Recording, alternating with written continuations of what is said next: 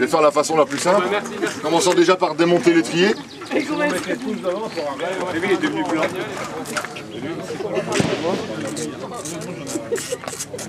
deux écrous sont enlevés avec un gros tournevis.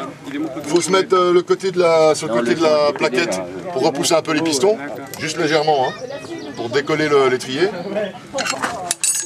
Ensuite, vous sortez l'étrier, on appuie sur la barre stop. Donc ensuite, capuchon, passe ses clips.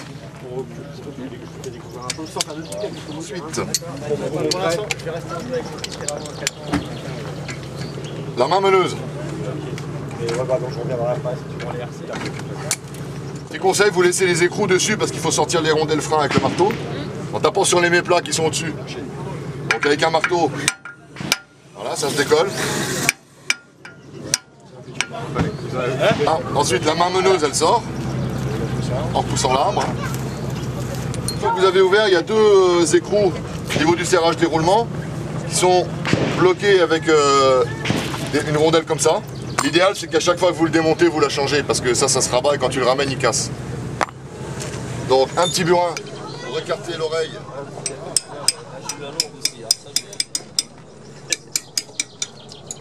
Un truc de 54. Pour aller chercher l'écrou, le premier qui lui est bien serré pour le bloquer. Il faut aller chercher la rondelle. Hein. Elle a une encoche pour se mettre en haut dans un méplat. Voilà une fois à quoi ça ressemble. Hein. Et bon, normalement on le redresse, mais ça finit par casser. Le deuxième écrou qui lui n'est pas bloqué, qui vient juste amener le réglage du roulement. Ouais, non, mais j'ai compris. Hein? Non, c'est normal. C'est plus efficace sur la piste. Donc voilà, une fois qu'on en est là, on peut sortir tout le moyeu avec les roulements qui vont venir. Donc on tire sur le moyeu, on le ramène comme ça en arrière. À l'intérieur, on a le roulement extérieur et le deuxième roulement intérieur qui est là. Donc là, on arrive à la fusée. Ça permet aussi de vérifier que la fusée n'est pas marquée. Une douille de 14.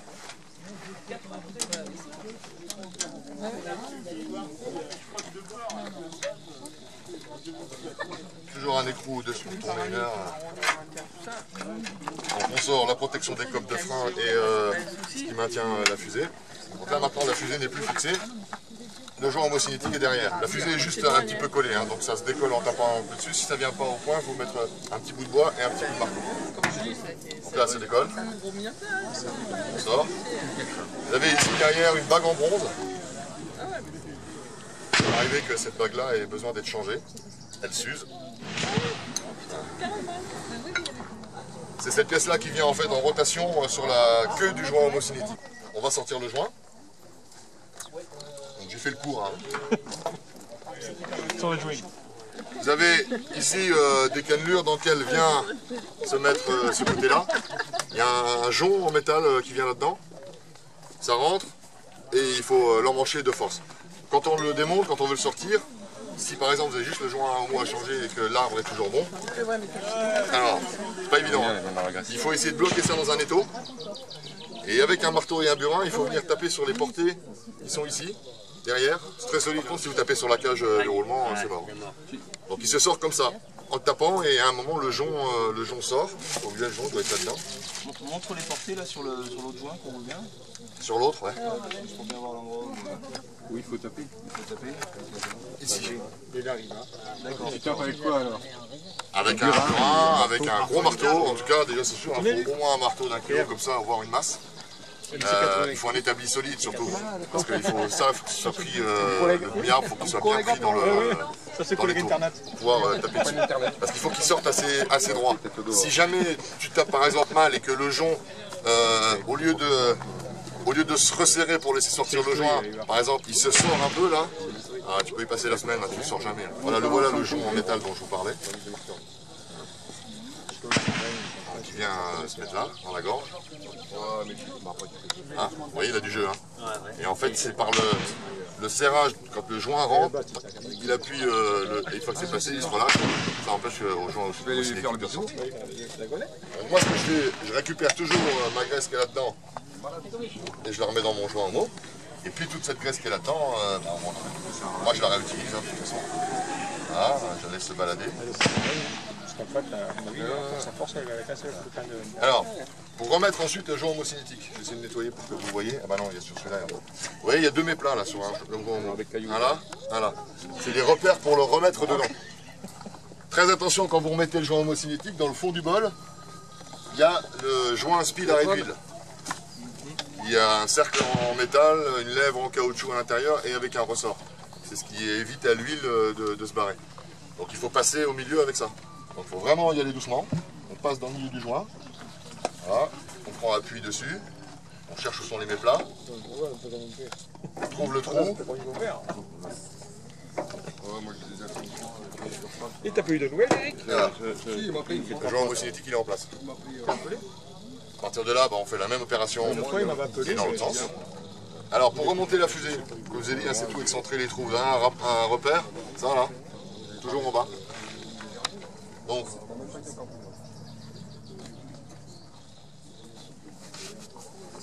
les copes de frein, tout c'est tout. Faire ça aujourd'hui. Ah oui. J'ai pas fait moi. Exactement. Ouais. Je vais perdre mon...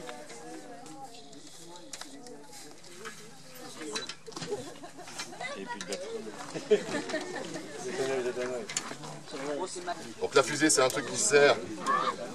Il faut d'abord tout bien approcher avant de bloquer. Donc chacun faire attention de ne pas trop les forcer parce qu'elles peuvent péter. Hein. C'est ça. C'est un pas fin.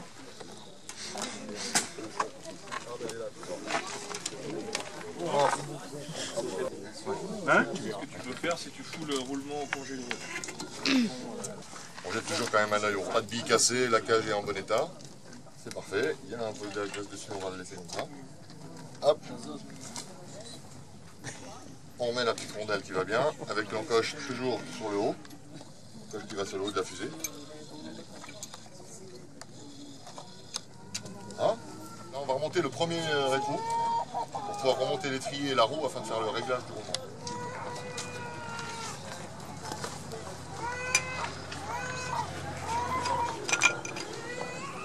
Ça, les roulements, j'ai eu du mal à comprendre. Depuis que tu m'as appris, c'est...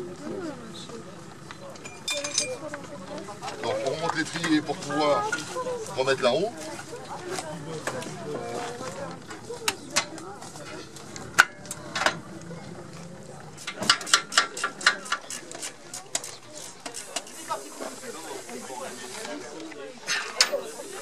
L'étrier est resserré, maintenant on peut remonter la roue. Voilà. On remet que deux écrous.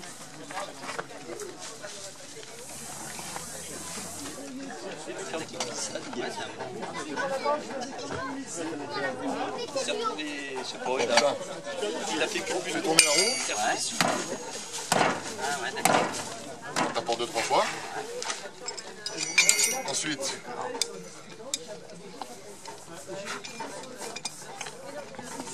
tu reprends donc ton écrou. Tu l'amènes au plus dur. Là, il y a du jus encore. Voilà, on le sent.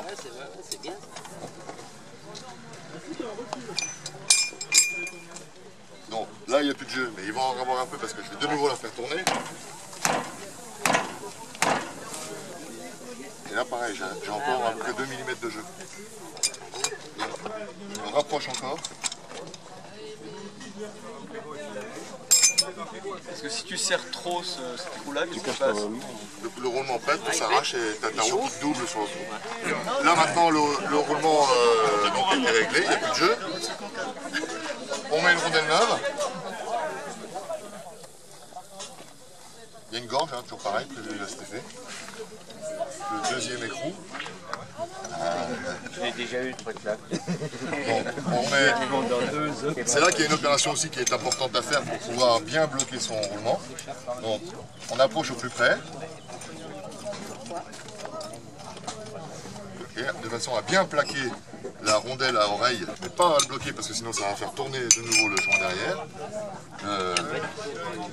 Alors après, on rabat les oreilles sur les méplats de l'écrou. Regardez où sont les méplats. Donc là il y en a un. L'écrou qui est derrière là. L'écrou qui est derrière. Ah ouais. Okay. On en rabat deux toujours. Bien à fond plaqué contre le méplat de l'écrou. Et là par contre, il ne faut pas hésiter. Il ne faut pas non plus faire ça comme un sauvage, c'est un parfum la fusée. Mais il faut quand même un bon blocage. Hein.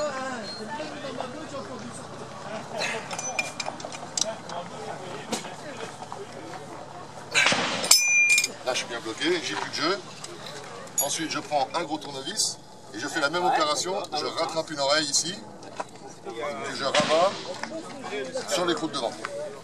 Hop, hop, rameneuse. Donc il y a des pions centreurs, on ne peut pas se tromper. Hein. Il y a deux pions centreurs. Ouais. Ça on met au bout, c'est pour rattraper la sorte de besoin. La vis de 8, elle sert à quoi? À retirer le joint en fait? Elle sert à tirer un peu le jeu en arrière parce que tu vois, il rentre dedans comme ça. Sur tous les 80, tu as ce jeu là. Tous les 80, on c'est pas un truc qui bourrine, c'est comme la fusée. Hein. Il faut vraiment l'approcher. Seulement après on le bloque. Et je remets le service. Hop. Ah ouais? Donc maintenant on serre la main dans le jeu. Ah, moi je mets les deux mains au milieu en fait. Si je fais comme ça, je serre beaucoup trop. Je mets mes deux mains au milieu, simplement avec les deux mains, c'est la force pour le sport.